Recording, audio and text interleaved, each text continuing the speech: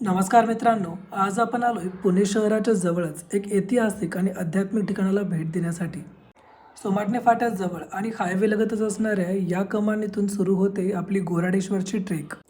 पुण्यापासून फक्त 1 तासाच्या अंतरावर असलेले आणि निसर्गाच्या सौंदर्यात वसलेले महादेवाला समर्पित मंदिर म्हणजेच गोराडेश्वर.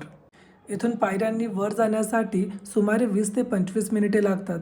त्यामुळे हे एक सोपे आणि अतिशय लोकप्रिय ट्रेकिंग ठिकाण आहे. इथून वर जाण्यासाठी खड्या चढणीच्या पायऱ्या आहेत. उंच टेकडीवरील पायवाट क्रॉस करून आपण येतो मेन गेटवर आणि इथून आत गेल्यावर समोर दिसतो हा डोंगर. डोंगर परिसरात हिरवळ असून इथे वृक्षारोपणही केले जाते.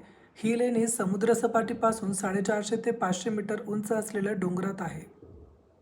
हा समोरचा डोंगर क्रॉस करून पाठीमागे गेल्यावर आपल्याला एक गुफा दिसेल आणि गुफेमध्ये सुंदर असे महादेवाचे मंदिरही दिसेल. निसर्गरम्य ठिकाणी उंच टेकडीवर असलेले हे मंदिर पाहून आपण थक्क होऊ. या गुफेत श्री भगवान महादेवाची पिंड आहे आणि पिंडीवर अभिषेक पात्र लटकवण्यासाठी छतावर अलंकारिक नक्षीकाम केलेले आहे.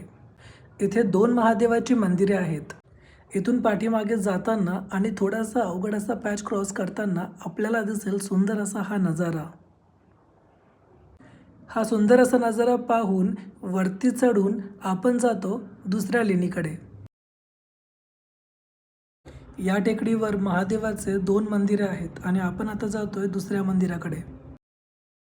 प्रथम पूज्य गणपतीला नमन करून आपल्याला दिसते महादेवाची ही दुसरी पिंड.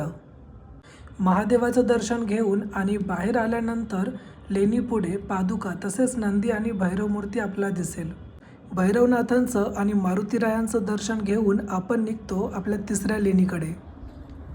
या तिसऱ्या ठिकाणी साधना करण्यासाठी नित्य वारकरी मंडळी येत असतात. या लेणीमध्ये आपण दर्शन घेतो विठ्ठल रुक्मिणी आणि श्री संत जगद्गुरू तुकाराम महाराज यांचे. आणि अशा प्रकारे आपण सांगता घेतो गोराडेश्वर ट्रेकची. पुन्हा भेटूया एका नवीन ठिकाणी.